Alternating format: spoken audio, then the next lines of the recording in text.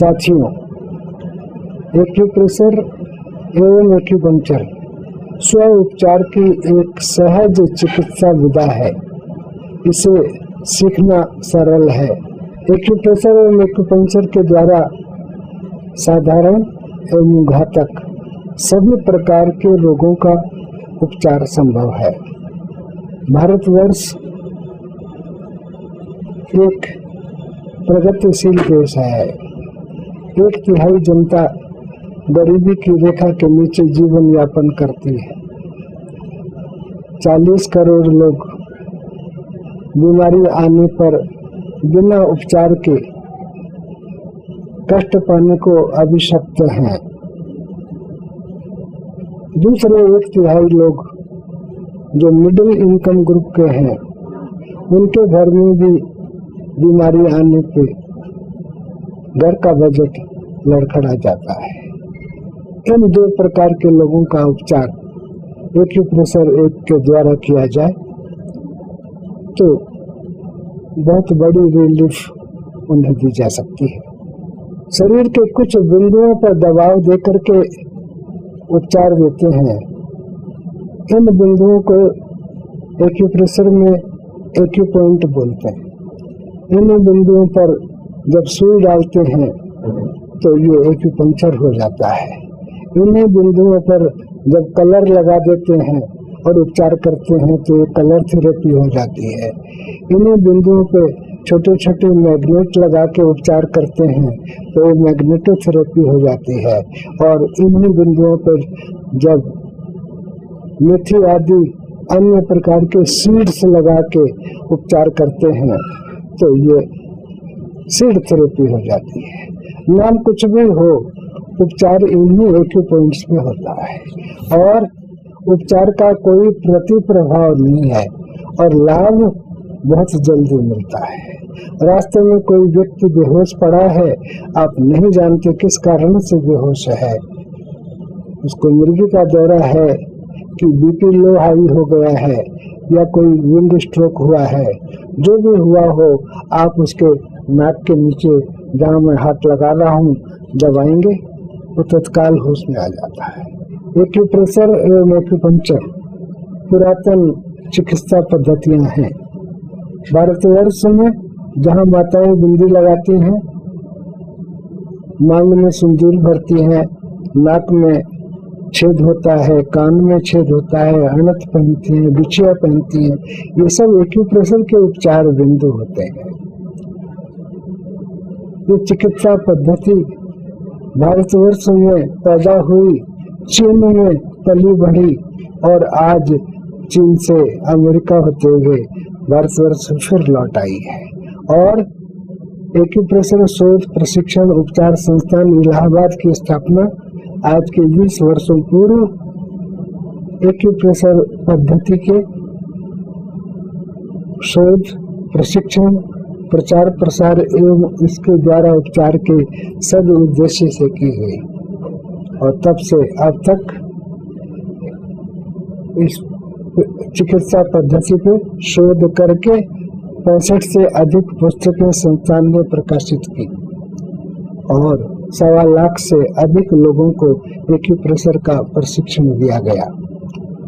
130 से अधिक ब्रांचेज हैं हमारी पूरे देश में जहां एक्यूप्रेशर की सेवाएं दी जा रही हैं।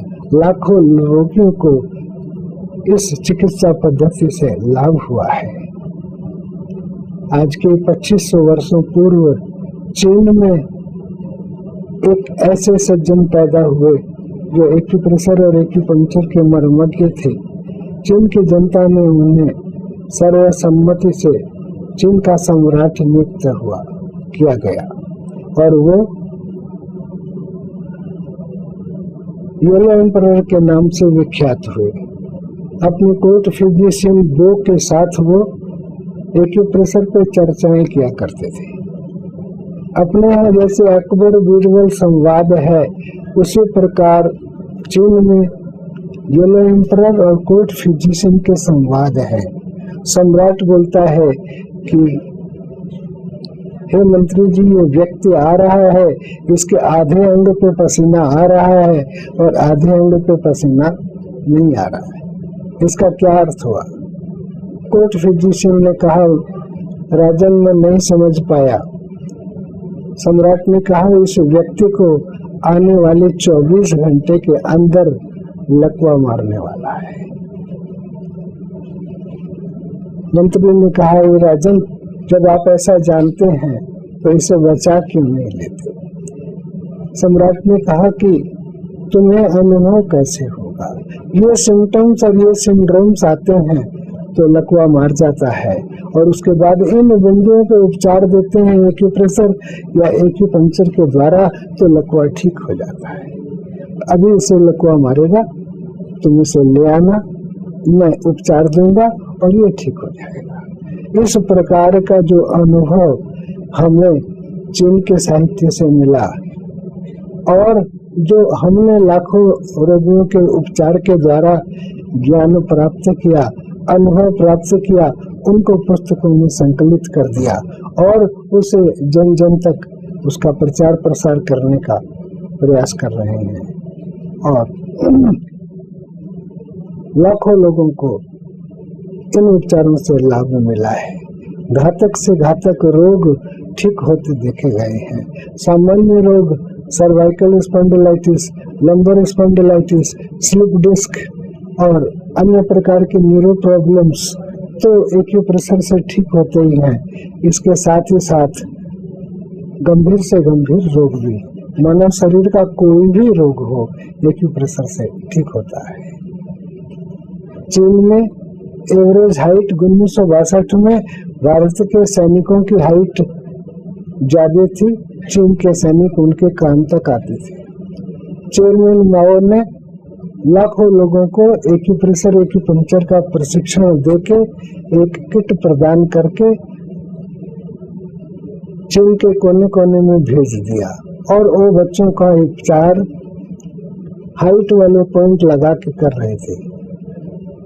बेटर न्यूट्रिशन और उन पॉइंट्स का कमाल आज चीन के सैनिक भारतवर्ष के सैनिकों से 6 इंच एवरेज हाइट उनकी ज्यादा है।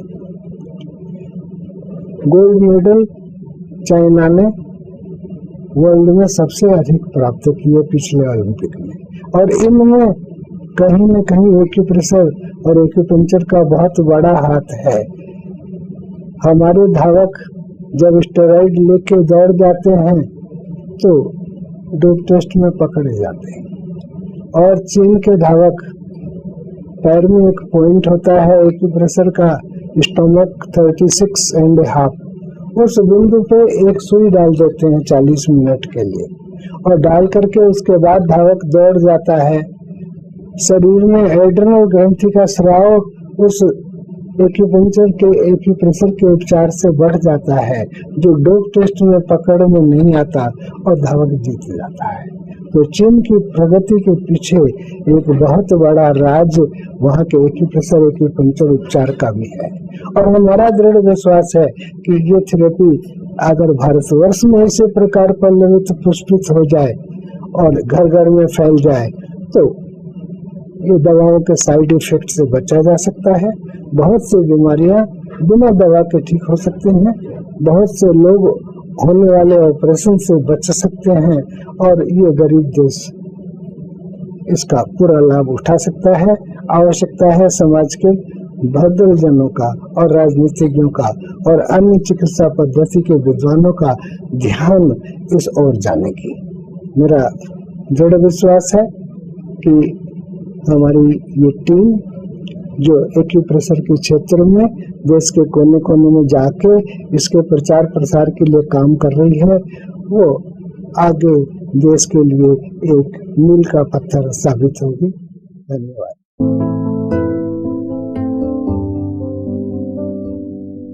मैं डॉक्टर मुकेश वसंतानी, मैं रस्तोगी डेंटल हॉस्पिटल में सीनियर डेंटल सर्जन हूँ। 2011 में अचानक मेरी पीठ में दर्द उठा और इतना ज़बरदस्त दर्द था कि मैं उठ भी नहीं सकता था। फिर मैंने एक बहुत ही फेमस ऑर्थोपेडिक सर्जन को दिखाया तो उन्होंने बोला आपको स्लिप डिस्क हुई है, आप MRI कराइए। मैंने MRI कराया तो पता चला कि L3, 4, L4, L5 और L5 S1 रीजन में काफ़ी कंप्रेशन डिस्क हर्निएशंस थे। मैं बहुत परेशान हुआ। सारे एलोपैथिक डॉक्टर ने बोल दिया भाई सर्जरी कराओ, ये कराओ, वो कराओ। फिर सर्जरी तो करानी नहीं थी। फिर मुझे किसी ने बोला अहमदाबाद में एक वैद्य जी है, वहाँ जाके दिखाइए, वडोदरा में। तो वहाँ गया, वहाँ से भी आराम नहीं मिला। वापस आया तो 7-8 दिन बिल्कुल बिस्तर पे लेटा था। सारे नेचर कॉल्स वहीं होते थे, उठ भी नहीं सकता था, पलट भी नहीं सकता था। फिर मेरे पिताजी के नोन हैं श्री JP अग्रवाल जी, पिताजी ने बोला कि उनको दिखा देते हैं। और इतने सज्जन है कि वो मेरे घर पे आए, उन्होंने पॉइंट दबाए। तो पॉइंट दबाते ही तुरंत मुझे थोड़ा सा रिलीफ 10% 15% होने लगा। फिर सर ने पॉइंट लिख के दिए मेरे को कि भाई ये सब लगवाइए। उन्होंने एक थेरेपिस्ट घर पे भेजा। आए दिन सवेरे 8 बजे थेरेपिस्ट आते थे, पॉइंट लगाते थे। और 7 दिन के अंदर मुझे इतना रिलीफ मिल गया कि मैं टॉयलेट अपने से जाता था, खाना अपने से खाता था, उठता बैठता था, काफ़ी फ़र्क पड़ गया। फिर जब थोड़ा सा फ़र्क पड़ा तो मैं लालची हो गया। मैंने डॉक्टर साहब को बोला, डॉक्टर साहब कितने दिन पॉइंट लगाने पड़ेंगे? डॉक्टर साहब ने बोला कि बस ईमानदारी से लगाओ और ठीक होते जाओगे। करीब 2 महीने मैंने पॉइंट लगाया होगा। वापस मेरी ड्यूटी 24 आवर्स जैसे मेरा रूटीन है पूरा वही फॉलो होने लगा। क्योंकि मैं डेंटल सर्जन हूँ, पूरा टाइम झुक के काम करना है, तो पूरा लोड सर्वाइकल और स्पाइन पे आता है, लंबर रीजन पे आता है। तो कई लोगों ने बोला बेल्ट वेल्ट लगाओ, तो सर ने बेल्ट के लिए मना कर दिया। तो मैं पॉइंट लगा के हॉस्पिटल जाने लगा। अब 2011 की बात है, ये 4 साल हो गए, मुझे अब कोई प्रॉब्लम नहीं है। अब बिल्कुल सब कुछ ठीक चल रहा है। कभी कभार हल्का सा दर्द होता है तो 2-4 पॉइंट लगा लेता हूँ, ठीक हो जाता है। सर्जरी वर्जरी का कोई मतलब नहीं बना। इसके अलावा मुझे एसिडिटी की प्रॉब्लम थी, थोड़ी सर्वाइकल की प्रॉब्लम हुई। तो पॉइंट लगाता हूँ, हफ्ते 2 हफ्ते में सब कुछ नॉर्मल हो जाता है, फिर से मैं अपने रूटीन वर्क में आ जाता हूँ। मैं RK श्रीवास्तव इसमें कमर्शियल टैक्स डिपार्टमेंट में जॉइंट कमिश्नर की पोस्ट रिटायर हुआ मेरठ से। और यहीं इलाहाबाद में चूँकि एंसेस्ट्रल हाउस वगैरह लोग यहीं रहते हैं तो मैं यहीं सेटल हुआ आकर के। मेरी पत्नी को बहुत वर्षों से डायबिटीज, थायराइड और ब्लड प्रेशर वगैरह की तकलीफ़ें थीं और उसके साथ उनके आर्थराइटिस टाइप की चीज़ डेवलप हो रही थी। यहाँ आने के बाद अग्रवाल जी से मुझे वाकफियत है, मैं पहले भी एक्यूप्रेशर देखता रहा हूँ, कराता रहा हूँ। तो मैं अग्रवाल जी के पास लेकर के उनको आया और इन्होंने डायबिटीज़ और थायराइड वगैरह का उनका ट्रीटमेंट जो शुरू किया तो उससे फ़ायदा उनको रिस्पांस मिलने लगा, काफ़ी रिस्पांस मिला। दवाइयाँ घटती चली गई और नॉर्मल सी काफ़ी कुछ आ गई। मगर आर्थराइटिस जो था पैर में वो नहीं ठीक हो रहा था, उसमें प्रॉब्लम थी। तो अग्रवाल साहब ने मुझसे कहा कि आर्थराइटिस जो है ये आर्थराइटिस की वजह से नहीं हो सकता, ऐसा लगता है कि इनके ब्लड सप्लाई जो है वो पैर में कम जा रहा है, तो इसको आप पहले हार्ट वाले किसी को दिखाइए। और मैं हैरान हूँ क्योंकि मैं कई साल से मेरठ से कानपुर, आगरा जहाँ भी पोस्टेड रहा मैं दिखाता रहा और किसी ने भी मुझे ये नहीं बताया कि साहब ये हार्ट से भी कनेक्टेड हो सकता है। और इधर उधर के ऑर्थो वाले और न्यूरो वाले और सबके इलाज में कराते कराते परेशान हो गया। तो मैं जब हार्ट स्पेशलिस्ट के पास गया तो उसने देखा तो उसने कहा कि देखते हैं पैर में शायद कहीं ब्लड सप्लाई रुक रही है, उसको देखते हैं। पहले दूसरे टेस्ट किए, फिर उसके बाद कहा साहब एंजियोग्राफी जरूरत पड़ेगी क्योंकि रुकावट कुछ लग रही है। तो एंजियोग्राफी जब किया तो वो बाहर निकल के आए और मुझसे बोले साहब इनके 9 ब्लॉकेज, इनके पैर में 2 हैं, लेफ्ट में, राइट पैर में इनके एक लंबा ब्लॉकेज है और इनके हार्ट में 4 हैं जो कि 80%, 90% और एक पूरा 100% हो चुका है। और किडनी में 95% दोनों ब्लॉकेड है, बिल्कुल ब्लड जो है जा ही नहीं रहा है, ये डायलिसिस की नौबत आ जाएगी। तो इसको तो हम स्टंट अभी डाल रहे हैं और इसके बाद जो है आप इनको ले जाइए विदिन ए वीक और इनका आप कॉर्नरी बाईपास करा दीजिए क्योंकि इसने में स्टंट नहीं पड़ सकता, हार्ट की क्रिटिकल पोजीशन है। इनको जब ये स्टंट पड़ जाएंगे तो उसके बाद फिर ये कॉर्नरी बाईपास हो जाएगा, तो फिर हम स्टंट इसमें पैरों में डालेंगे। तो मैं बड़ा परेशान हूँ, ये तो शॉकिंग चीज़ है, मुझे पता भी नहीं ऐसी कोई चीज़। मैं अग्रवाल जी के पास गया, सब रिपोर्ट वगैरह लेकर के आए और CD वगैरह, तो इनसे बात हो रही थी। इन्होंने उसी समय कोई सामने कार्डियोलॉजी के पेशेंट को जिनको ऑपरेशन बताया तो बैठे हुए थे। तो मैंने जब इनसे पूछा कि भाई इसका भी कोई समाधान हो सकता है आपके पास, तो इन्होंने कहा कि सामने बैठे हैं, 6 महीने पहले उनको ऑपरेशन बताया गया था और अब ऑपरेशन की जो डॉक्टर बता रहा नहीं है। दूसरी चीज़ इन्होंने मुझसे ये कही कि जो ये ऑपरेशन है ये 4 आर्टरीज ब्लॉक हैं, आपने एक और बाईपास बना दिया, एक रास्ता बना दिया, मगर अगर डिपॉजिट की टेंडेंसी नहीं रुकी तो थोड़े दिनों में वो भी ब्लॉक हो जाएगा। और जिनको भी कॉरोनरी बाईपास होता है उनको थोड़े दिनों बाद ये प्रॉब्लम आती है और फिर एक और बाईपास होता है और फिर वो भी रुकने लगता है, इसका कोई एंड नहीं है। तो इसका ट्रीटमेंट ये है कि डिपॉजिट की टेंडेंसी रुकनी चाहिए और खुलना चाहिए। इनकी बात मुझे बहुत सही लगी, क्योंकि मुझे कुछ केसेस लोगों ने बताए थे जिनके 2-2 बार बाईपास हो चुके थे और अब तीसरी बार उनको कहा जा रहा था। और मैंने बाहर निकला तो मैंने हार्ट की केसेस पे लिखी बुक्स देखी, वहाँ रखी हुई थी। मैंने कुछ किताब लेके पलट के देखी भी। मैंने कहा इन्होंने हार्ट के बहुत से केसेस ठीक किए हैं। कोई आदमी किताब तभी लिखेगा जब उसने हजारों केस इस तरह के देखे हो, तभी बुक लिखेगा। उसमें मैंने कहा कि मैंने वैसे तो उनकी सीडी भेज दी, मेदांता भेजी और विदेश भी भेजी और फलाने जगह भेजी। मेरे परिवार में बहुत से लोग डॉक्टर हैं और सबकी ओपिनियन ये आई कि साहब इनकी क्रिटिकल पोजीशन है और इनको तुरंत आप ऑपरेट कराइए। यहाँ तक कि साहब ये हुआ कि मेदांता में एरोप्लेन वाला एम्बुलेंस है, जो कि आपको ले जाने ट्रेन दिक्कत होगी, एम्बुलेंस भेज देंगे, उसमें आप ले जाए, इनको लेटे लेटे ले जाइए, फलाना कीजिए, ढिमका कीजिए। और वो हुआ ये कि उनको जो है इत्तेफाक से एक तो उनको इनमें बहुत फेथ था अग्रवाल जी। उन्होंने कहा मैं मर जाऊंगी तो मर जाऊंगी, मगर इलाज मैं भाई साहब से ही कराऊंगी, एक्यूप्रेशर से, और मैं कहीं से इलाज नहीं कराऊंगी। मैं चाहे कुछ भी हो जाए, मुझे इन्हीं से कराना। घर पे बहुत विरोध, बाहर विरोध, इन लॉज का विरोध, अपने लड़के डॉक्टर हैं, डॉक्टर विशाल बैठे हुए हैं, उनका विरोध, सबकी जो है कि साहब ये क्या आप एक्सपेरिमेंटेशन कर रहे हैं। मगर एक उनकी इच्छा, दूसरे मेरा अग्रवाल जी पर विश्वास और इनके तर्क जो उन्होंने दिए थे उसके बारे, और तीसरे मैंने जो कुछ कॉर्नरी बाईपास की चीज़ें देखी थी, लोगों से सुनी थी, उन सबको देखते हुए हमने ये तय करा कि हम थोड़ा देखते हैं, कुछ रिस्पांस अगर दिखाई पड़ता है तो थोड़ा सा वॉच करते हैं। इत्तेफाक से कुछ ईश्वर ने मदद करी, वो गिर पड़ी, उनको फ्रैक्चर हो गया, घुटने में फ्रैक्चर हुआ, प्लास्टर लग गया। तो अब लेटने वाली बात आ गई कि साहब तो लेटना है, प्लास्टर 1.5-2 महीने के लिए लगा हुआ। तो हमको एक जो सारी तरफ से अपोजिशन हुआ, तो उससे एक बचत मिल गई कि मैं एक बहाना कि साहब ये पड़ी हुई हैं, मैं अभी इनको ले कैसे जा सकता हूँ, ये देखो इनको प्लास्टर कटेगा। अब वो धीरे धीरे क्या हुआ कि मैंने देखा कि जैसे जैसे ट्रीटमेंट हो रहा था उनमें सिम्टोमेटिक चेंजेस दिखने लगे। सबसे पहले क्या हुआ, वो हमसे कहती थी उंगली लॉक हो जाती है, फिंगर्स लॉक हो जाती हैं, ऐसे मोड़ती है तो ऐसे रह जाती है, ये वाली ऐसे मोड़ती है तो सीधी नहीं होती है। तो पहले उन्होंने मुझसे कहा कि ये फिंगर लॉक होना मेरा ये नहीं, अब लॉक हो रही है। तो मैंने कहा अच्छा है। थोड़े दिनों बाद क्या हुआ कि ड्राई कफ उनको आता था, जब सोती थी रात को तो ड्राई कफ आता था। और ड्राई कफ मुझे मोटा मोटा भी हार्ट का मालूम है कि हार्ट के मामले में ड्राई कफ आता है, अच्छा नहीं होता है। वो ड्राई कफ उनका धीरे धीरे सबसाइड किया। एक दिन मैंने कहा मैं देख रहा हूँ रात को बहुत दिन से खांसी नहीं आ रही तुम्हें। वो भी हैरान हो, हाँ हाँ मुझे भी याद पड़ा, रात को सूखी खांसी ठसर टाइप आती तो नहीं आ रही। तो थोड़ा थोड़ा इससे विश्वास थोड़ा जमा, थोड़ा देखा कि फेथ मतलब सिम्टम्स में सिम्टोमेटिक इम्प्रूवमेंट दिख रहा है। फिर सोते में सांस उनकी उखड़ती थी, 2-3 सांस के बाद एक बार उछटती हुई सी सांस आती थी, एकदम ऐसे आती थी जैसे लगता था कि कोई चीज़ हुई है, और फेस पर पेनफुल एक्सप्रेशन आ जाता था। वो धीरे धीरे मैं चूँकि बराबर वॉच करता रहता था कि डायबिटीज़ वाली भी है, ये भी है, वो भी, तो मैं देखता रहता था। तो मैंने देखा रात को स्मूथली सो रहे हैं, ऐसी दिक्कत नहीं है इस तरह से। तो सिम्टोमेटिक दिखते हुए इनको बताते हुए बार बार, मन तो नहीं मानता है, इनके पास कई बार जाता, बार बार डॉक्टर साहब पास अग्रवाल जी के पास कि साहब बताइए अब क्या है और कैसा है, और फिर आश्वासन लेके फिर चल करके वैसे मत सिम्टोमेटिक, उससे विश्वास थोड़ा जमता चला गया।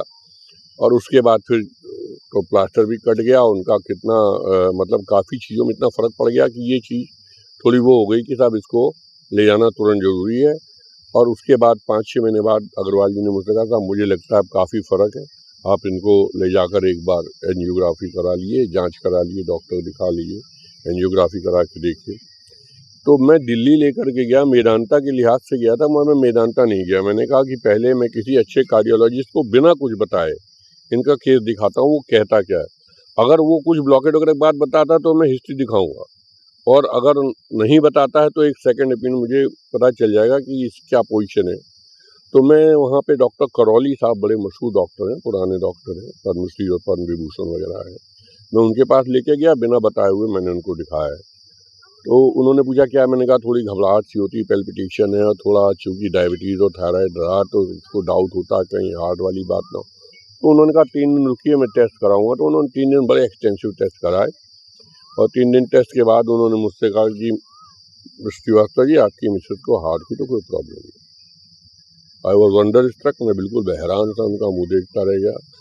उस शख्स को नहीं मालूम था कि कोई हार्ट की प्रॉब्लम के साथ में आया हो। मैं उसने कहा कि सारी रिपोर्ट देख के मैं बता सकता हूँ आपकी मिसेज को हार्ट की कोई प्रॉब्लम नहीं।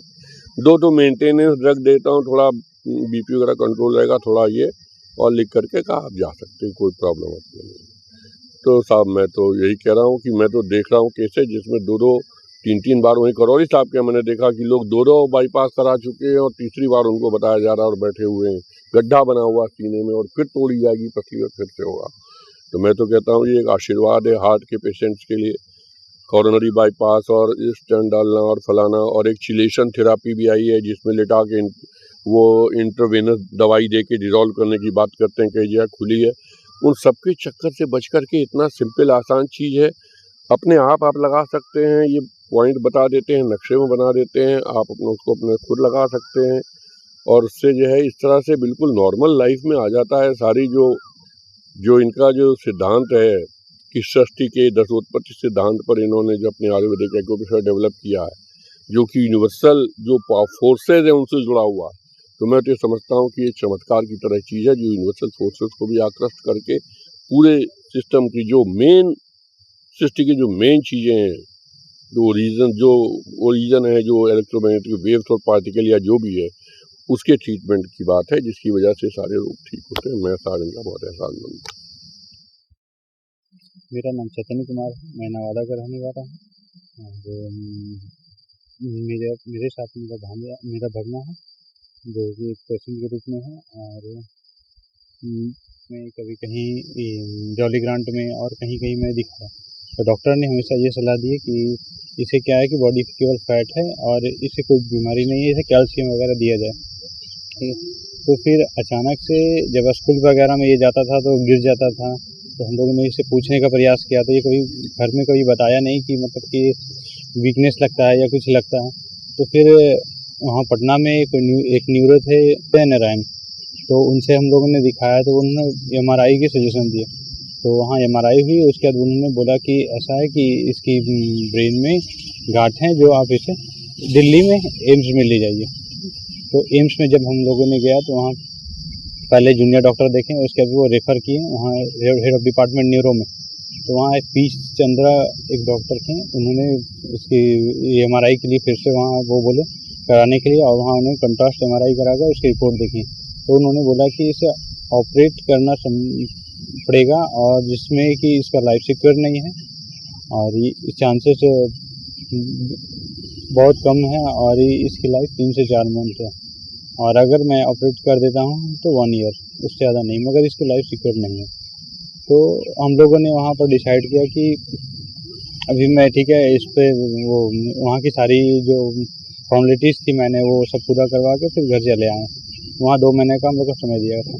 तो यहाँ पर जैसे ही मैं आया तो मैं यूनिवर्सिटी में संस्कृत विश्वविद्यालय हरिद्वार से मैं कोर्स कर रहा था, तो हम लोग की ड्यूटी लगी थी इंटर्नशिप में, मैं जमुई गया था। तो हमारे इंटर्नशिप ग्रुप में एक प्रमोद नाम के एक हमारे साथ हैं मित्र के रूप में, और उन्होंने वहाँ ये कैंप भी लगाया था और हम लोगों को मुझे खासकर ये एक्यूप्रेशर के बारे में वहाँ से जानकारी मिली। तो मैं जब वहाँ पर जानकारी मिली तो मुझे ज्ञात हुआ कि इसके साथ ऐसा हो रहा है दिल्ली में। तो फिर मैं उनसे एड्रेस लिया कि आप ये इसका हेड सेंटर कहाँ है, तो उन्होंने मुझे इलाहाबाद का एड्रेस दिया और वो मेरे साथ में आए और फिर उन्होंने यहाँ पर ले गया 2012 में। और उस समय स्थिति ये थी कि हम लोग क्या करें ना करें, हम लोग उस मंजस की स्थिति में थे। और उस समय अग्रवाल सर के सामने आने के बाद मुझे उसमें कुछ समझ में नहीं आया, मगर फिर धीरे धीरे जैसे जैसे बीमारी की इलाज चलती गई उसके बाद विश्वास बढ़ता चला गया। और आज स्थिति ये 2015 में इसकी हमेशा बीच में 2014-2015 में हमेशा MRI हमेशा कराते गए और हमेशा इम्प्रूव मिला। और सबसे बड़ी बात है कि जो ये ग्रोथ कर रहा था वो ग्रोथ बिल्कुल रुक गई। और मैं तो धन्यवाद देना चाहता हूँ अग्रवाल सर का कि उन्होंने हमारे ऊपर बहुत कृपा बनाए रखे और अभी भी हमारे लोगों को यहाँ तक रास्ते पर लाने में सबसे बड़ा हाथ उनका है। मैं डॉक्टर प्रकाश खेतान न्यूरो सर्जन हूँ। ये बच्चा कुछ दिनों पूर्व मुझे दिखाने आया था OPD में। इसके ब्रेन स्टेम से लेके अपर सर्वाइकल कॉर्ड तक एक बहुत बड़ा ट्यूमर है, जिसके सीवी जंक्शन को, सर्वाइको मेडुलरी जंक्शन को, ब्रेन स्टेम को, upper part of the cervical cord को इन्वॉल्व कर रहा था। और मैंने इसकी 2012 की एमआरआई देखी और फिर 2015 की एमआरआई देखी। मैंने बड़े निराश होकर इसके गार्जियंस को और इसके माता पिता को बताया कि हाँ, इसका इलाज है, सर्जरी है इलाज, लेकिन ऑपरेशन करने के बाद भी ट्यूमर, आधा से ज़्यादा ट्यूमर छूटने की आशंका है और उपचार के दौरान किसी मोर्टिलिटी से की संभावना से अस्वीकार नहीं किया जा सकता और करीब 60% मोर्टिलिटी होती है इस रीजन में ऑपरेट करने में। ये एक बहुत ही सेंसिटिव और कॉम्प्लिकेटेड रीजन होता है। तब भी मैंने बोला कि ठीक है, इसका ऑपरेशन करना पड़ेगा, लेकिन इसमें मोर्टिलिटी रेट मोर देन 60% है। मैं नहीं जानता था इसने कहाँ किसको दिखाया है। तो उसके बाद इसने बोला कि हमने इसके पहले एम्स में दिखाया था और एम्स के डॉक्टर ने भी यही बोला था जो आप बोले थे। ये 2012 की बात है कि ज़्यादा से ज़्यादा 4 से 6 महीना तुम्हारा जीवन है। और वाकई अगर हम एलोपैथ की बात करें या आधुनिक न्यूरोसाइंस की बात करें, जिस तरह का ट्यूमर है, अगर उसकी पिक्चर का अवलोकन किया जाए तो वहाँ से सारी क्रेनियल नर्व्स, अपनी फेनिक नर्व और तमाम वाइटल स्ट्रक्चर जाते हैं। तो इस चीज़ का अंदाज़ा लगाया जा सकता है कि 6 महीने में अगर ट्यूमर का ग्रोथ होता है धीरे धीरे, तो फिर लाइफ का सर्वाइवल 6 महीने से ज़्यादा नहीं है। ये सन 2012 की बात है। तो बच्चे के माता पिता और इनके गार्जियंस ने ये बताया कि एम्स वालों ने भी यही बोला था, उन्होंने भी बोला था कि 6 महीने से ज़्यादा का जीवन नहीं है बच्चे। 2012 से 2015 तक ट्यूमर का जो नेचर था वो इपेंडाइमोमा हो सकता था, जो हम लोग ऑपरेट करते हैं, या स्वानोमा हो सकता था, this both are very slow growing tumour, और कॉर्डोमा हो सकता था।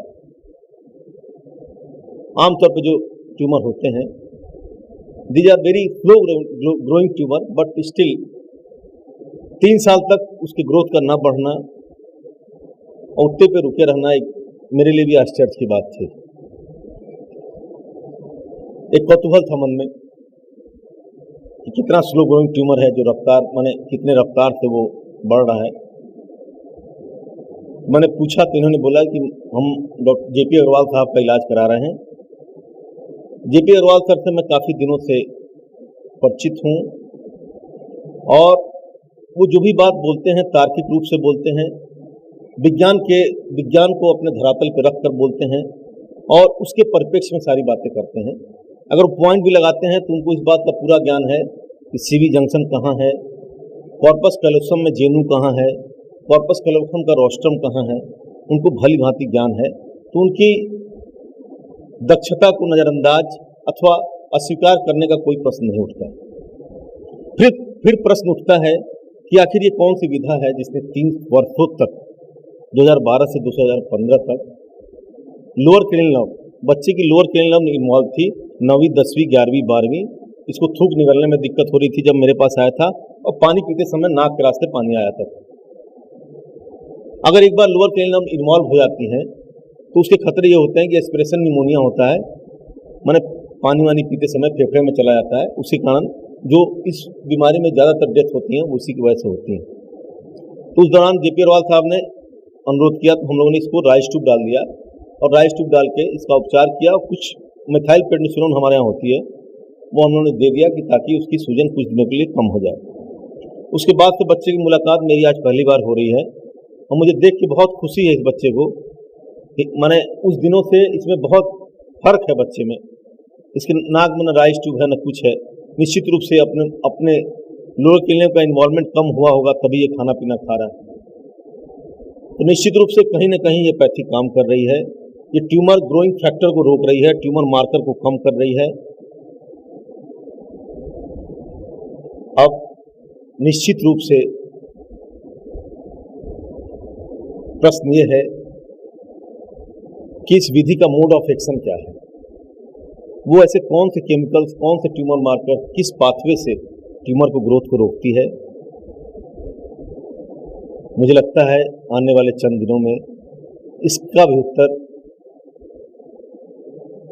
हमें इस संस्था की ओर से मिल जाएगा। मुझे तो यही कहना है कि एक्यूप्रेशर पद्धति से हुए इस 2012 से 2015 के बीच हुए उपचार में वाकई ऐसा क्या है जो 3 वर्षों तक ट्यूमर का ग्रोथ, आप एक तरह से कहिए तो ट्यूमर की ग्रोथ को इसने कम कर दिया। लोअर क्रेनियल नर्व का इन्वॉल्वमेंट एक बार होने के बाद भी इन्वॉल्वमेंट लोअर क्रेनियल नर्व का कम हो गया। आखिर क्या है एक्यूप्रेशर थेरेपी में, वो इतनी इफेक्टिवली काम कर रही है। हाँ, ये प्रश्न जरूर है, इसका मोड ऑफ एक्शन क्या है, ये किस पाथवे से काम करती है, कौन से केमिकल, कौन से ट्यूमर मार्कर को रोकती है, उसका भी जवाब हमें कुछ दिनों में शोध के द्वारा अवश्य मिल जाएगा इस संस्था द्वारा। धन्यवाद। मैं यहाँ पर 3 क्रोनिक केसेस को कंबाइन करके मैं एक्यूप्रेशर कैसे काम करता है ये बताना चाहूँगा। डॉक्टर मुकेश, जो कि इलाहाबाद के प्रख्यात डेंटल सर्जन हैं, उनके स्पाइनल कॉर्ड के डिसऑर्डर्स के बारे में गवर्नमेंट ऑफ यूपी के senior officer mister R K. Srivastava की धर्मपत्नी जी का था, जिसमें थायराइड का डिसऑर्डर, डायबिटीज और हार्ट के ब्लॉकेज के बारे में, ये तीनों चीजें, बल्कि इसके अलावा उनको वर्टाइगो, सर्वाइकल स्पॉन्डिलाइटिस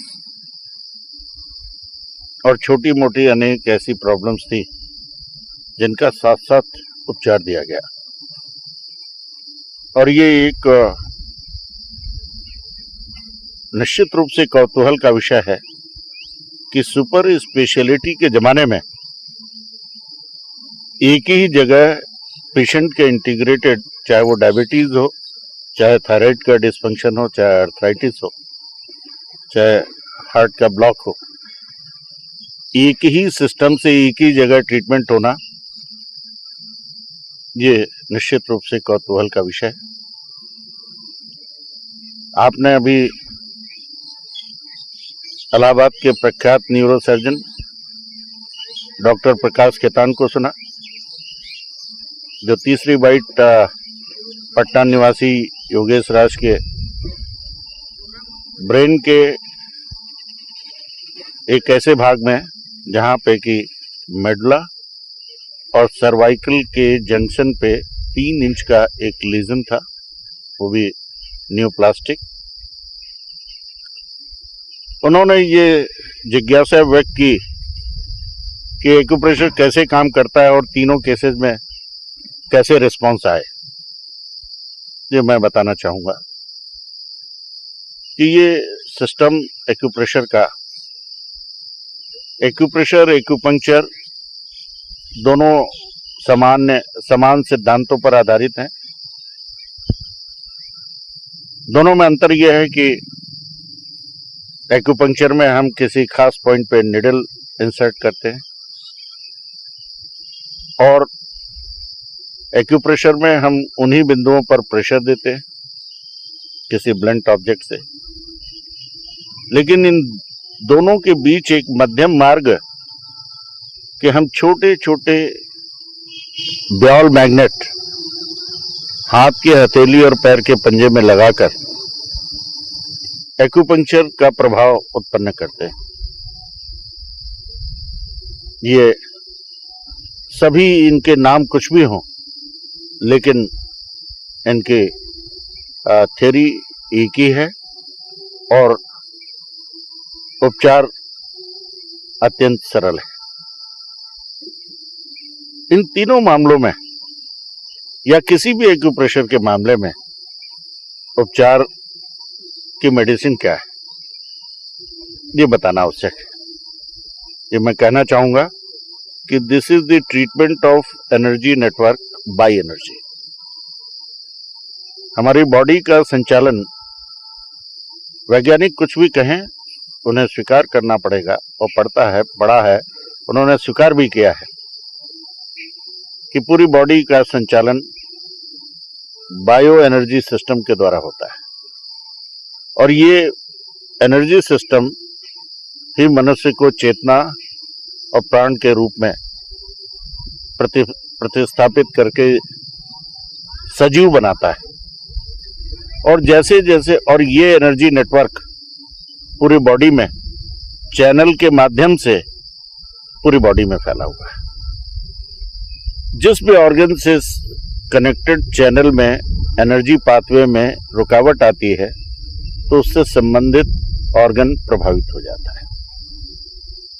यानी एक ही एनर्जी चैनल के माध्यम से हमारी बॉडी के अनेक ऑर्गन में बीमारी आ सकती है, और उस ब्लॉकेज में यदि हम उस एनर्जी चैनल में ब्लॉकेज को दूर कर दें या एनर्जी लेवल में आए हुए असंतुलन को दूर कर दें तो सारे ऑर्गन में और सारे संबंधित सिस्टम्स में चेंज आता है।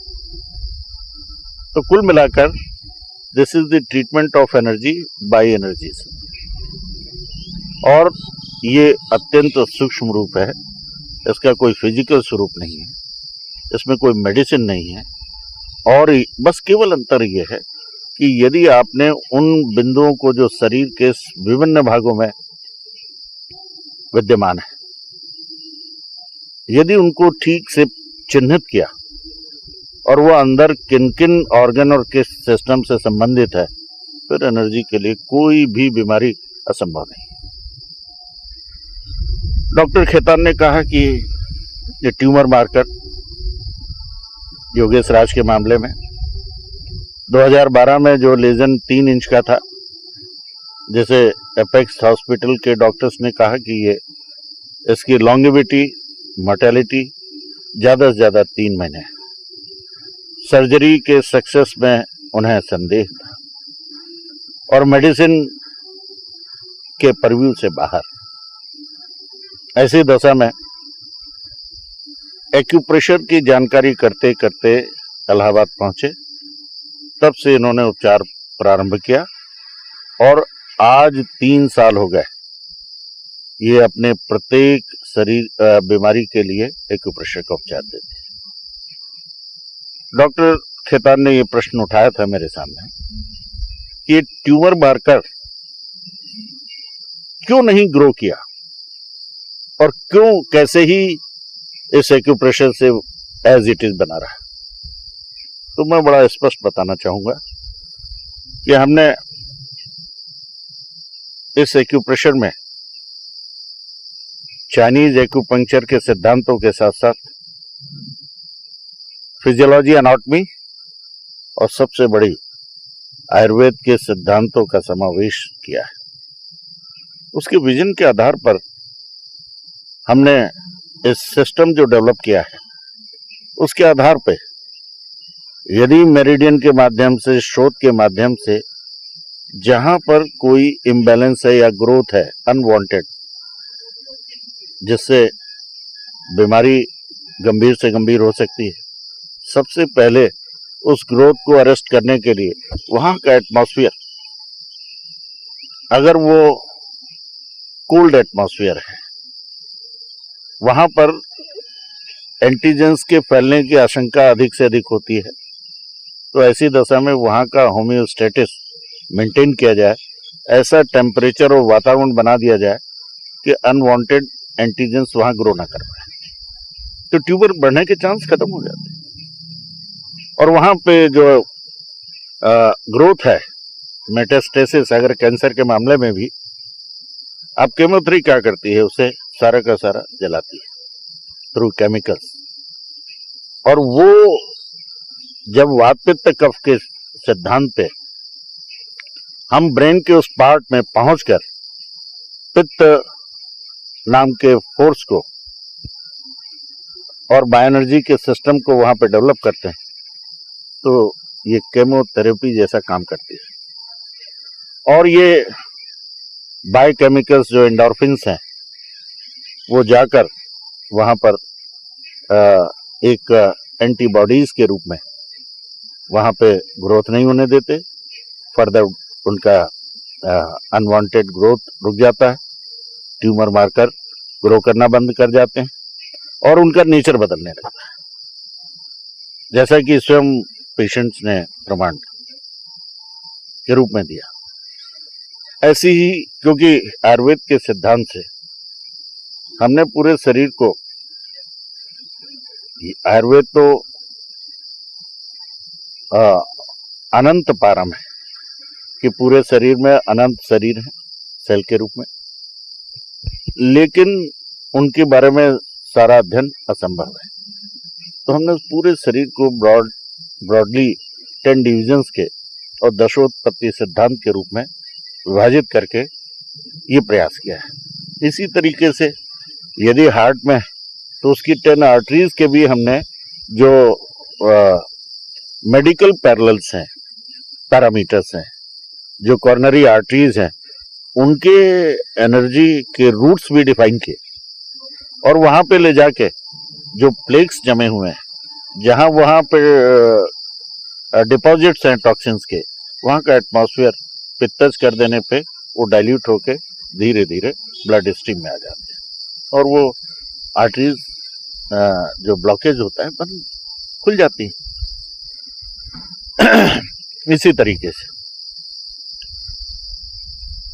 स्पाइनल कॉर्ड के, स्पाइनल कॉलम के जितने भी फॉर्मिना हैं, 31 जितने भी नर्व के फॉर्मिना हैं, उसके स्पाइनल कॉलम जो कि विच इज बोनी स्ट्रक्चर, उनकी ग्रोथ जो है साइड में बढ़ जाती है, जिसके कारण उससे निकलने वाली नर्व कंप्रेस करने लगती है।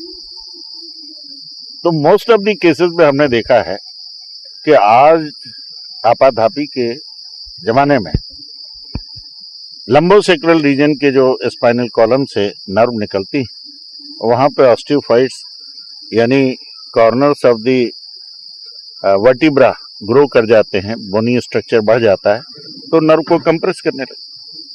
वही नर्व हिप जॉइंट से लेके नी और एंकल तक और डिजिट्स तक जाती है।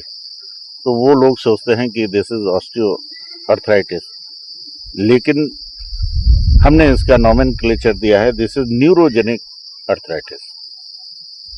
और इसी तरीके से अपर रीजन में, सर्वाइकल रीजन में जो ग्रोथ होती है, तो वो हाथ और कंधे आदि को, फ्रोजन शोल्डर आदि को जन्म देते हैं। तो एक कॉमन प्रिंसिपल से स्पाइनल कॉलम के किसी भी कंप्रेशन को या अनवांटेड ग्रोथ को रोका जा सकता है। प्रिंसिपल सर्दी से अगर आपके कहीं ब्रेन में सिस्ट हो रही, लीजन है, या यूट्रस में फाइब्रॉइड है, या आपके स्टोन है गॉल ब्लैडर में, किडनी में, यूरिनरी ब्लैडर में, यूरेटर में, तो वो कहीं ना कहीं जो है ग्रोथ है और उसे डाइल्यूट करते हैं वहाँ के एटमॉस्फेयर को बदल के, जो कि यूरिन के माध्यम से, स्टूल के माध्यम से वो सारी चीजें गल के बाहर हो जाती हैं। तो इसमें सार्वभौमिक रूप से पूरा शरीर जो है एक इंटीग्रेटेड वर्किंग पर आधारित है। अलग अलग नहीं कि हमें हार्ट के बारे में अलग सोचना है, लंग्स के बारे में अलग सोचना है। आप देखें कि हार्ट के बारे में तो बड़ी सामान्य धारणा है कि हार्ट के पेशेंट को बड़ा विशेष दर्जा दिया जाता है, लेकिन मैं ये जानता हूं, मैंने ये पढ़ा है कि हार्ट एक मशीन के रूप में, केवल पंपिंग मशीन के रूप में काम करती है।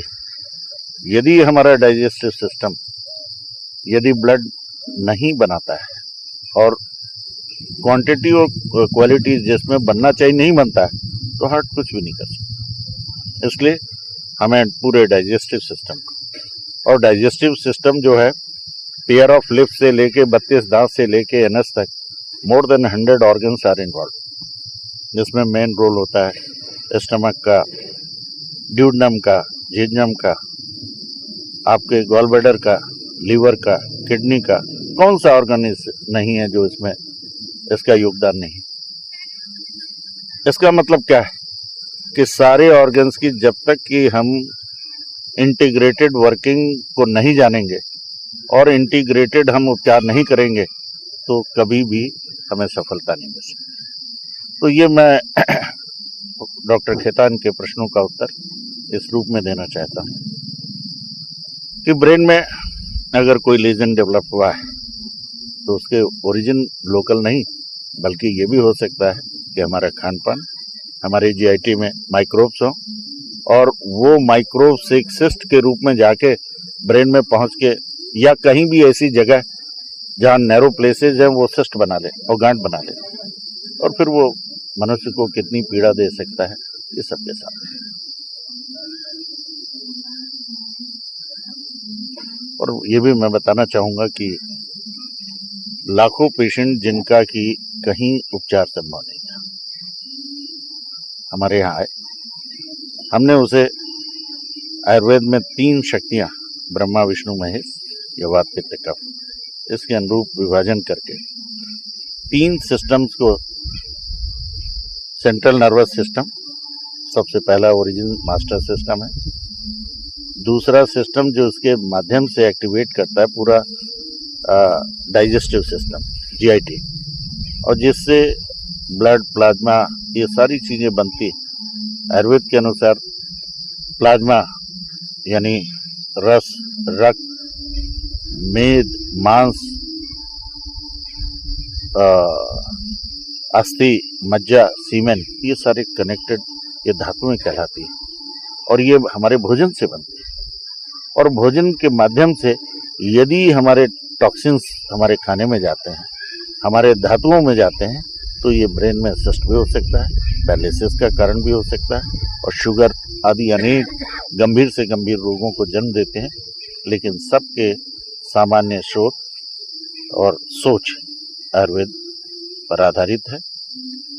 आयुर्वेद नेचुरोपैथी की तरफ संकेत करता है और नेचर में इतनी शक्तियां हैं और जिनके माध्यम से हम शरीर को अपने स्वस्थ रख सकते हैं। और एक्यूप्रेशर को विद्वानों ने नियो नेचुरोपैथी की संज्ञा दी है। सर, मैं विपिन भैया के साथ में हूँ जो बैकग्राउंड पे हैं। विपिन मेरे एल्डर ब्रो हैं। पेशेंट हैं, पिछले करीब 15 महीने से एक बार कोमा में थे, लेकिन अब रिकवर कर रहे हैं।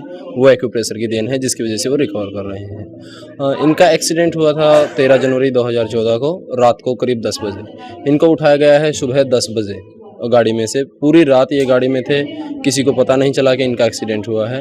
उसके दौरान फिर जब इनको हॉस्पिटलाइजेशन करते करते करीब दोपहर के 2 बज गए। 2 बजे इनको हॉस्पिटलाइजेशन किया गया। उस समय इनका ट्रीटमेंट स्टार्ट हुआ। उस समय से लेकर 1 महीने तक ये हॉस्पिटल में रहे, लेकिन कोई इतना ज़्यादा इम्प्रूव नहीं हुआ क्योंकि वे कोमा में थे। इनके ऊपर कोई भी किसी तरह का मतलब हम कुछ नहीं समझ पा रहे थे कि हमें किया क्या जाना है। करीब 1 साल तक मैं इनको घर पे ट्रीटमेंट दे रहा था। कोई इस तरह का अच्छा इम्प्रूवमेंट, कोई नोटिफिकेशंस इन्होंने कोई किसी तरह की वो नहीं दी। मैंने काफ़ी हॉस्पिटलाइजेशन भी करवाया। मैदांता है गुड़गांव में, फोर्टीज़ है मोहाली में, Rohtak session flag, PGI Chandigarh वगैरह सब दिखा के डॉक्टर कहते थे वेट एंड वॉच, देखते हैं क्या होता है, कुछ नहीं कह सकते हम अभी इनके बारे में। फिर मेरे को किसी ने 31 दिसंबर 2014 को एक्यूप्रेशर के बारे में बताया। मैंने इलाहाबाद के बारे में मुझे पता चला। मैंने धीरे धीरे करके इनसे कांटेक्ट किया और मैं 9 फरवरी को इलाहाबाद में पहुंच गया अपने भैया को लेकर। वहां से आए हुए मेरे को अब 3 महीने हो चुके हैं। काफ़ी इम्प्रूवमेंट अच्छा दिख रहा है। मूवमेंट्स आ गई हैं, आई मूवमेंट है, फीडिंग में सुधार है। अब ये और खाना खा रहे हैं। डॉक्टर्स बोलते थे ये कोमा में है और खाना नहीं खा पाएंगे। हंसते हैं, अपना रिस्पांस देने की कोशिश करते हैं, आवाज़ निकालने की कोशिश करते हैं, एंगरनेस भी दिखाते हैं, गुस्सा भी दिखाते हैं, प्यार भी दिखाते हैं। जब मैं इनके पास नहीं होता तो मेरी उसको फील करते हैं कि मेरे भैया मेरे पास नहीं है। ये हर चीज़ को मतलब रिश्ते नातों को समझने की धीरे धीरे कोशिश कर रहे हैं, लेकिन ये नहीं कह सकते कि अभी समझ गए हैं।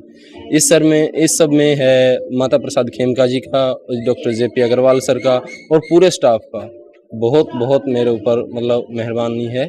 और सर का जो ट्रीटमेंट है वो दी बेस्ट है। एक्यूप्रेशर के लिए मैं बहुत बहुत धन्यवाद करना चाहूँगा। मैं डॉक्टर कविता अग्रवाल हूँ, इलाहाबाद में प्राइवेट प्रैक्टिशनर हूँ, गायनेकोलॉजिस्ट हूँ एंड मेरा बेटा 17 साल का है। मैं यहाँ पे 23 साल से हूँ, लेकिन मुझे कोई भी ऑल्टरनेटिव थेरेपी पे बिल्कुल भी एतबार नहीं था। ये सेंटर हमारे घर के बिल्कुल बगल में ही है, लेकिन मैं कभी आई नहीं। बाई चांस किसी के थ्रू ये पता चला, लेकिन पेरेंट्स अपने बच्चों के लिए ज़्यादा वरीड रहते हैं, तो उसकी 4 साल से मैं टेस्ट करा रही थी, तो TSH लेवल हाई आता था, मतलब हाइपोथायरॉइड था। लेकिन एलोपैथिक में बोला गया कि नहीं, अभी रुक जाइए। बट अब वो 17 साल का हो गया, बट अभी भी उसकी थायरॉइड लेवल 7, 7.5, 8 ऐसे ही आ रही थी। तो एंड कोलेस्ट्रॉल लेवल भी हाई आया, triglyceride cholesterol, plus he is a bit short. तो ये हुआ कि अब कुछ नहीं है, दवा देना ही है, तो चलो यहाँ पे एक ट्रायल मार लेते हैं। तो यहाँ पे खेमका जी के पास आए थे, उन्होंने उसको एक्यूप्रेशर के पॉइंट्स दिए, लेकिन हम लोग ने उसके 2-3 दिन पहले ही टेस्ट कराया था, तो विश्वास तो था नहीं इस थेरेपी में। तो ये हुआ कि चलो 1 हफ्ते बाद बिना खेमका जी को बताए हम लोग ने चुपचाप टेस्ट करा लिया कि पता ही है कुछ होना नहीं है। बट ये एकदम सरप्राइजिंगली उसका जो थायरॉइड लेवल है, TSH लेवल 3.2 आ गया, जो कि एब्सोल्युटली नॉर्मल था। बट हम तो यही बोलेंगे कि इसी थेरेपी से आया होगा। कोलेस्ट्रॉल भी डाउन आया, 7 डेज़ में आया। तो बट देखिए, हम लोग डॉक्टर्स हैं, बहुत जल्दी विश्वास नहीं करते हैं।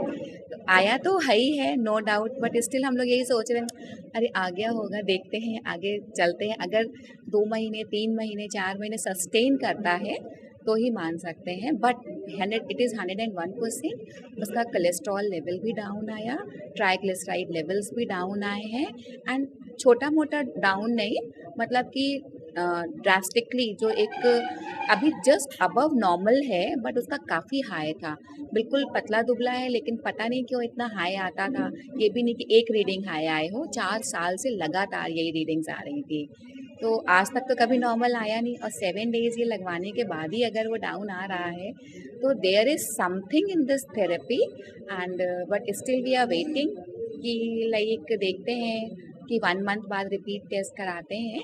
और अभी हम हाइट के लिए तो करवा ही रहे हैं एंड इन होप्स कि मे बी खेमका साहब ने बोला है, डॉक्टर खेमका ने, कि ठीक है 3 मंथ्स 6 मंथ्स के बाद आप मेजर करिए। मे बी मतलब ही तो इंश्योर्ड अस कि हाँ आएगा ही आएगा, बट हम लोग इन होप्स कि हाँ आएगा ही। We are trying our level best and Khemka sir भी ही is trying his level best to do best for him.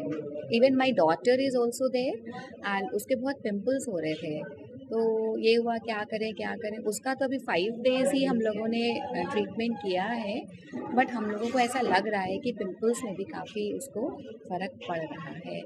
तो मे बी हम आपसे मिलें 2-3 महीने बाद, तो हम और अच्छी चीज़ें भी बता सकें आपको। मेरा नाम प्रमोद कुमार जैन है, मैं सीनियर एडवोकेट हाई कोर्ट में हूँ और अभी मैं यहाँ पर 3 हफ्ते से आना शुरू करा है। मुझे डायबिटीज़, ब्लड प्रेशर और साथ में कोलेस्ट्रॉल की तो पहले प्रॉब्लम थी, हार्ट की भी प्रॉब्लम है।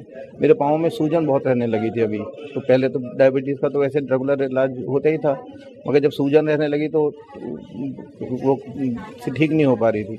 तब मैं यहाँ पर आया, तो यहाँ पर जब से ये लगाना शुरू करा है, करीब 90% सूजन पाँव की ठीक हो गई है उसकी सूजन। उसी लिए मैं आया था, मेन सूजन की वजह से आया था। मगर पॉइंट जो मैं लगा रहा हूँ डायबिटीज़ और ब्लड प्रेशर और हार्ट के भी लगा रहा हूँ, तो डायबिटीज़ जब से लगा रहा हूँ डायबिटीज़ के पॉइंट, तो शुगर लेवल कंट्रोल में है। और करीब मैं यहाँ 2-3 हफ्ते से आ रहा हूँ, 3 हफ्ते से मैं आ रहा हूँ, रेगुलर आ रहा हूँ। जी.पी. अग्रवाल साहब हैं, उनके इलाज में हूँ। मैं पुष्पा यादव, 49/24 जी, मैं इलाहाबाद सिविल लाइन में रहती हूँ। मैं स्पाइन पेशेंट थी, मेरे को बहुत मेजर प्रॉब्लम थी। यहाँ से दिल्ली तक हमने दिखाया, लखनऊ भी दिखाए। दिल्ली में जो है स्पाइन सेंटर में हमने दिखाया और एम्स में भी हमने दिखाया। एम्स में सारे डॉक्टरों का कहना था इसका कोई इलाज नहीं है। फिर मेरे हस्बैंड ने कहा कि चलो तुम्हें एक्यूप्रेशर संस्था ले चलते हैं, इलाहाबाद में ही है। लेकिन मेरे को थोड़ा कम पहले विश्वास था। फिर जब वो ले आए तो उस समय मेरे को बहुत मेजर प्रॉब्लम थी, फ्रोजन शोल्डर भी था मेरे को, कमर में, स्पाइन में, सब इतना मेजर दर्द होता था कि मैं पूरी रात सो नहीं पाती थी। रात भर मैं जगती थी। मेरे घर मेरे बच्चे सब बहुत ही दुखी रहते थे। परिवार बहुत ही बिखर गया था क्योंकि मेरे को बहुत मेजर प्रॉब्लम थी। सबसे पहले फिर उसके बाद मैं जेपी अग्रवाल सर से मिली। दो बार मैंने एमआरआई करवाई। एमआरआई करवाने के बाद सर को हमने रिपोर्ट दिखाया। सन 2008 और 10 में मेरे को बहुत ज़्यादा तकलीफ़ थी। शोल्डर मेरा एकदम पैक हो गया था। स्पाइन से मैं बिल्कुल उठ बैठ नहीं पाती थी। जब सर से मिली तो उन्होंने पॉइंट दिया। पॉइंट से हमें तुरंत आराम मिला। ऐसा अचूक आराम मिला कि मैं विश्वास नहीं कर सकती थी। इसके लिए मेरे पास शब्द ही बोलने को कम है कि जेपी अग्रवाल सर ने जो इलाज दिया। नमस्कार, मेरा नाम विकास रंजन है। प्रोफेशन से मैं एक टीचर हूँ। आज से करीब 2 साल या 2.5 साल पहले मेरे राइट हैंड में पेन के साथ वीकनेस स्टार्ट हुआ था और ये पेन धीरे धीरे मेरे पूरे बॉडी और वीकनेस पूरी बॉडी में बढ़ता चला गया। इट वाज क्रोनिक और मैंने इसके लिए बहुत से डॉक्टरों को कंसल्ट किया। मेरे साथ कंडीशन ये हो गई थी कि ना मैं चल सकता था ना मैं बैठ सकता था। मेरे पैर थरथराते थे। पूरी बॉडी में ब्लड सर्कुलेशन मतलब वीक होता चला जा रहा था। इसके लिए मैंने SCPGI लखनऊ, डॉक्टर संजय प्रधान और दिल्ली में सर गंगाराम हॉस्पिटल में M गौरी देवी, डॉक्टर अंशु रोहतकी, यहाँ तक कि मैंने मेदांता हॉस्पिटल में भी मैंने डॉक्टर को दिखाया। मगर जो फर्स्ट डायग्नोसिस बनती थी, जो सिम्टम्स के आधार पर जो फर्स्ट डायग्नोसिस बनती थी, लोगों को यही कहना था कि आपको मस्कुलर डिस्ट्रॉफी है। मगर इन द रिपोर्ट कुछ भी नहीं आता था और मैं आई वॉज वेरी डिप्रेस। मुझे कुछ समझ में नहीं आ रहा था। तो एक दिन मैं अचानक डूगरगंज में जो सर का एक्यूप्रेशर संस्थान था, मैं अपने भाई के साथ गुजर रहा था। तो मुझे लगा कि क्यों ना एक बार मैं इस उपचार को भी एक बार ट्राई करके देखूं। तो मैंने सर को बताया, अपनी सारी बातें बताई। सर ने पहले मुझे सब फर्स्ट सिम्टम जो था या फिर जो डायग्नोस किया तो उन्होंने मुझे ज़मीन पे बैठाया। तो मैं उठ भी नहीं पा रहा था और उन्होंने मेरे आई बॉल पे प्रेस किया और मेरी उंगलियों में कुछ एक्यूप्रेशर शोध कुछ किया। तो मैं अचानक से ही, आप विश्वास नहीं करेंगे, मैं अचानक से चलने लगा। और इस इलाज के पीछे मैं करीब 10 लाख रुपए खर्चा कर चुका हूँ अब तक, मगर मुझे कोई फ़ायदा नहीं मिला। मगर जब से मैं यहाँ पे आ रहा हूँ तो आज 20-22 दिन में मुझे करीब 80% रिलीफ है।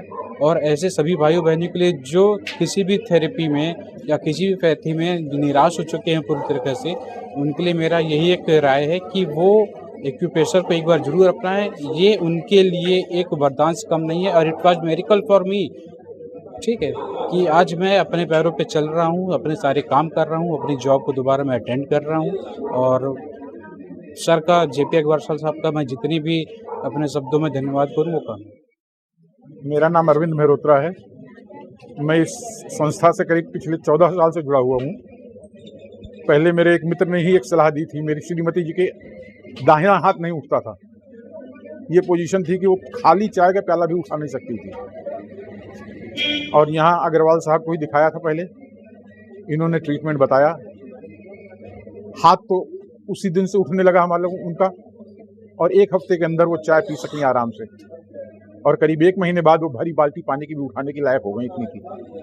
उस दिन से और आज दिन तक हमारा इस संस्था से संबंध है। जब भी कोई बीमारी हुई है, कोई तकलीफ हुई है, हम यहाँ आए हैं और हमें जल्द से जल्द आराम मिला है। हफ्ते 15 दिन के अंदर सब आराम मिला है।